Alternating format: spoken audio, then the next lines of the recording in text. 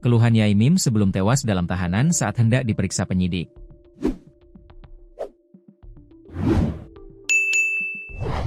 Kabar duka datang dari Polresta Malang Kota, di mana satu di antara tahanannya yakni Muhammad Imam Muslimin alias Yaimim, dikabarkan tewas. Yaimim dikabarkan tewas pada Senin, 13 April 2026, dalam tahanan saat hendak dilakukan pemeriksaan oleh penyidik. Imam Muslimin alias Yaimim adalah mantan dosen di Malang yang viral setelah terlibat konflik dengan tetangganya hingga videonya ramai di media sosial. Perselisihan tersebut kemudian berlanjut menjadi saling laporan ke polisi dan menarik perhatian publik. Kasusnya berkembang setelah muncul dugaan pelecehan dan pornografi. Polisi akhirnya menetapkan Yaimim sebagai tersangka dan menahannya pada awal 2026. Kasus ini menjadi sorotan karena berawal dari konflik pribadi yang viral, lalu berujung pada proses hukum. Dikutip dari tribunjatim.com, Kasih Humas Polresta Malang Kota, Ibda Lukman Sobhirin, membenarkan kabar tersebut. Lukman pun menjelaskan, mulanya Yaimim sempat merasakan lemas saat di tahanan Polresta Malang Kota. Hari Senin, 13 April 2026, pukul 13.45 WIB, tahanan Polresta Malang Kota, Muhammad Imam Muslimin meninggal dunia saat akan dilakukan pemeriksaan, ujarnya. Lebih lanjut, kata Lukman, saat itu Yaimim akan menjalani pemeriksaan atas kasus dugaan pelecehan ke penyidik namun mendadak Yaimim lemas. Setelah itu, Yaimim dibawa ke Rumah Sakit Umum Daerah, RSUD, Dr. Saiful Anwar. Sebelumnya, kondisinya baik-baik saja, jelas Ibda Lukman Sobhirin. Sudah hampir sebulan ini, ex-dosen Universitas Islam Negeri Maulana Malik Ibrahim, UIN, Malang, Yaimim mendekam di tahanan Polresta Malang Kota.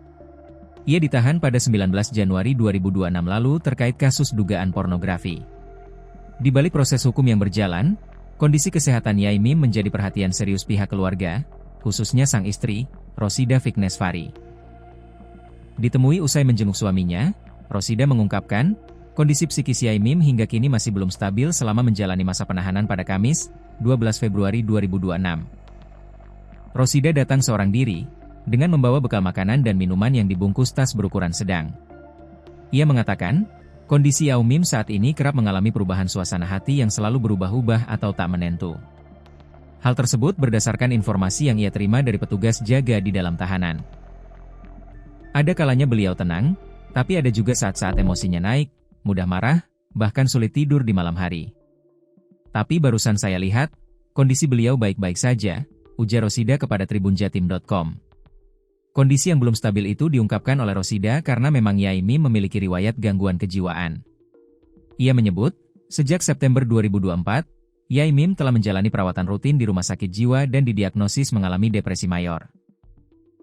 Bahkan, sempat menjalani rawat inap selama 11 hari. Saat itu, emosi Yaimim cenderung sedih dan murung.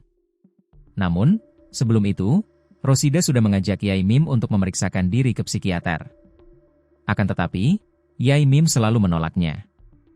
Hingga akhirnya pada suatu ketika Yaimim mau diajak berobat, asalkan ke psikiater yang ada di Rumah Sakit Jiwa, RSJ. Kalau ditarik ke belakang, gejalanya sebenarnya sudah lama. Kemungkinan besar sejak beliau kehilangan putranya pada 2012. Tapi dulu kami awam, mengira itu hanya kesedihan biasa, ungkapnya. Seiring berjalannya waktu, kondisi tersebut berkembang. Pada Januari kemarin, Yaimim saya konsulkan kedua psikiater di RS Unisma dan psikiater yang menangani beliau di RSJ. Lalu ada dua diagnosa, yakni skizoafektif dan satunya tidak jauh-jauh dari bipolar, ungkapnya. Selama berada di tahanan, Rosida mengaku terus berupaya memastikan suaminya mendapatkan fasilitas kesehatan yang memadai. Ia rutin membesuk hampir setiap hari. Bahkan dalam sehari bisa sampai 2 kali. Tidak hanya untuk memberikan dukungan moral, tetapi juga memastikan obat-obatan psikiatri yang diresepkan dokter dapat dikonsumsi.